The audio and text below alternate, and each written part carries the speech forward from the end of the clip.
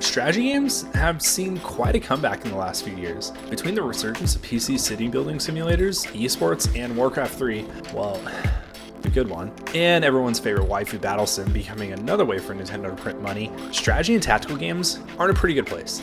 But there's one missing, one that practically defined the GBA and is easily one of the most requested series to come back to the Switch. While Advance Wars is most likely DOA, there's still been a need for a strategy war game that A, doesn't take itself too seriously, and B, has this super rad art style. And that's where Wargroove comes in.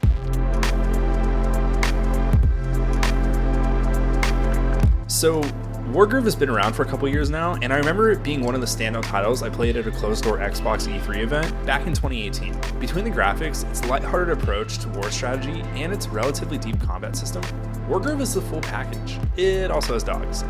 Lots and lots of dogs. And no, you can't kill them, so don't even try. So if you're a fan of Final Fantasy Tactics or Advance Wars, then you'll totally dig this one. There's a difficulty slider, and I'll be the first to admit, there were a handful of times I needed to switch it down a notch or two just to finish a level.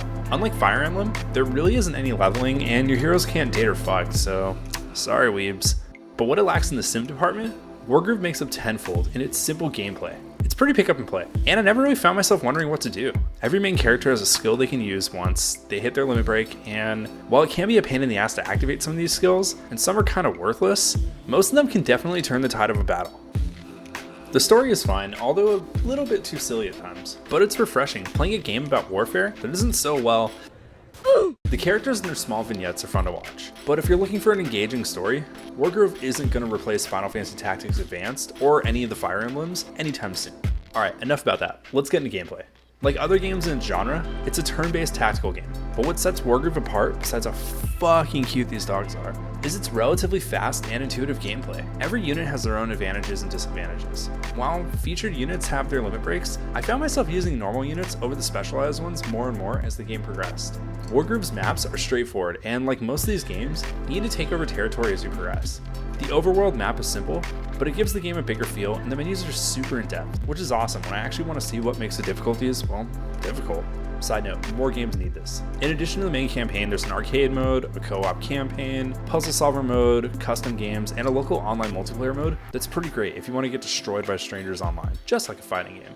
Custom content is interesting here because you can make your own maps as well as download others, and there's some pretty cool ones. Unlike that other game on the Switch that had user-made content. Seriously, Nintendo, please unban me. I didn't make this. I don't know why I got in trouble for it.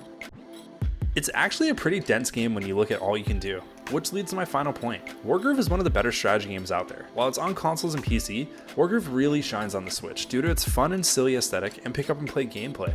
There's a lot to do here, but I could never really get myself into it when I was playing it with one of these. It's comfortable on the Switch and just felt right on a handheld screen. Also, like, I don't know, if you're gonna play a strategy game on the PC, there's so much more to play. All right, and that's another one done. Look at that, I did that again, even though I said I wouldn't last time. Whatever, you can't stop me. Alex, you ready for another gaming fact? I'm ready for all the facts, my dude. All right, Bill Clinton rejected a role in Fallout 3.